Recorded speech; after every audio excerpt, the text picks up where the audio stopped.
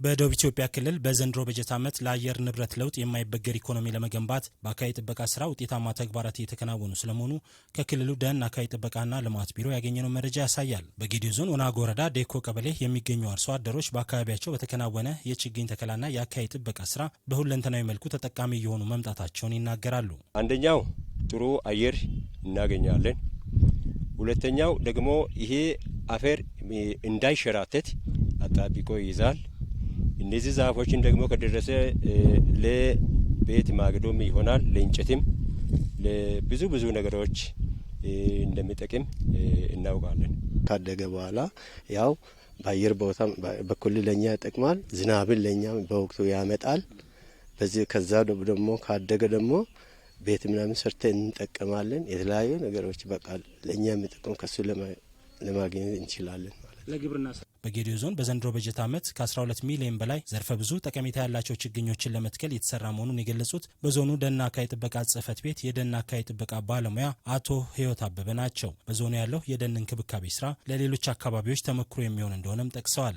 ይህ ተመክሮም ሊመጣ የቻለው ጥንት ከቅድሚያቶቻችን ከአያቶቻችን ተወራርሶ የመጣ የደንን ከእርሻ ጋር አሰባጥሮ የመያዝ ዘዴው ቀድሞ የመጣ ስለሆነ በአርሶ አደሩ ዘንድ የተለመደ ተግባር ነው። ለሌሎችም አካባቢዎች ተመክሮ ሊሆን የሚችል ብዙ ስራዎች እየተከናወኑ ነው የሚገኘው።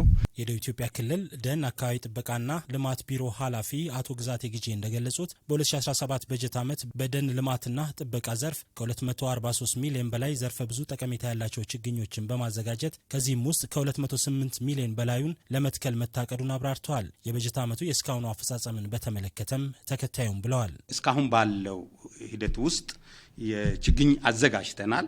136 ሚሊዮን 431,393 ዘርፈ ብዙ ጠቀሜታ ያላቸው የደን ችግኝ አዘጋጅተናል። እስካሁን ባለው እንግዲህ የተከላ ወቅቶች ሁለት ናቸው። አንደኛው የበልግ ተከላ ነው። ሁለተኛው የመኸር ተከላ። አሁን በበልግ ለመትከል ያቀድነው 101 ሚሊዮን የበልግ ተከላ፣ ቀሪው ደግሞ የመኸር ተከላ ነው የሚሆነው። ስለዚህ እስካሁን ባለው ለበልግ ተከላ ዝግጅት አድርገን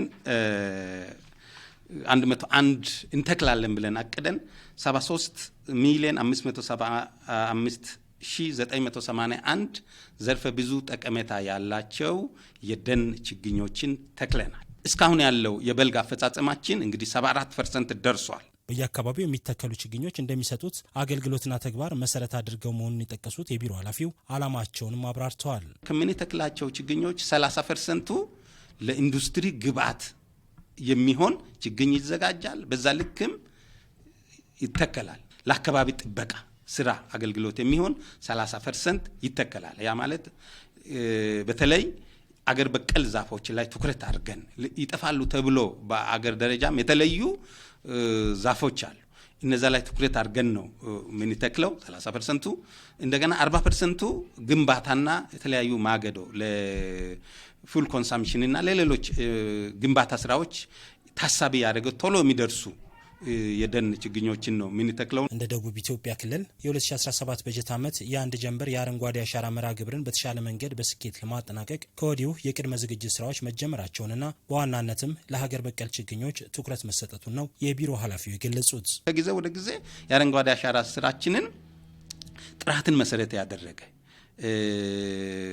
የሰው ህይወት መለወጥ ላይ ቅድም ያልነውን የአየር ንብረት ለውጥ የማይበገር ኢኮኖሚ ለመገንባት ስናስብ ስለ ውሃ ስናስብ አካባቢን መጠበቅ አለብን። ስለ ሌሎች መሰረተ ልማቶች ስናስብም አካባቢን መጠበቅ አለብን። ስለ ቱሪዝም ስናስብ አካባቢ መጠበቅ አለብን። ስለ ብዝሃ ህይወት እናስብ ካልን አካባቢ መጠበቅ አለብን። ስለዚህ እኛ ደን እንትከል ብለን ስንል ምርትና ምርታማነት እንጨምር ነው ያልን ያለ ነው። የግብርና ምርታማነትን እንጨምር። ደን እንጠብቅ ብለን ስንል ደግሞ የውሃ ማማ የሆነውን ቦታ እንጠብቅ ነው ያልን ያለን። ችግኞችን ከመትከል ባለፈ ጸድቀው አገልግሎት እንዲሰጡ ሁሉም አካላት በትኩረት ሊሰሩ እንደሚገባም አቶ ግዛቴ መልእክት አስተላልፈዋል። የቆዩ አባቶቻችን ጠብቆ ያቆዩ በርካታ የአገር በቀል የሆኑ ዛፎች አሉ፣ ደኖች አሉ። እነዚህ ደኖች መጠበቅ መቻል አለባቸው። ህገወጥ የደን ወረራ አለ። ይሄን ማስቆም አለብን። ይሄን ማስቆም የምንችለው በህዝብ ተሳትፎ ነው። ስለዚህ የኛ ህዝብ ዛሬ ለአረንጓዴ አሻራ ሰጥቶ ከጧት እስከ ማታ ወጥቶ ይተክላል። ከጧት እስከ ማታ ወጥቶ የተከለውን እንደዚሁ መንከባከብ መቻል አለበት። አሁን የምንተክለው ዛሬ የምንተክለው ችግኝ ለትውልድ ነው እየተከልን ያለው።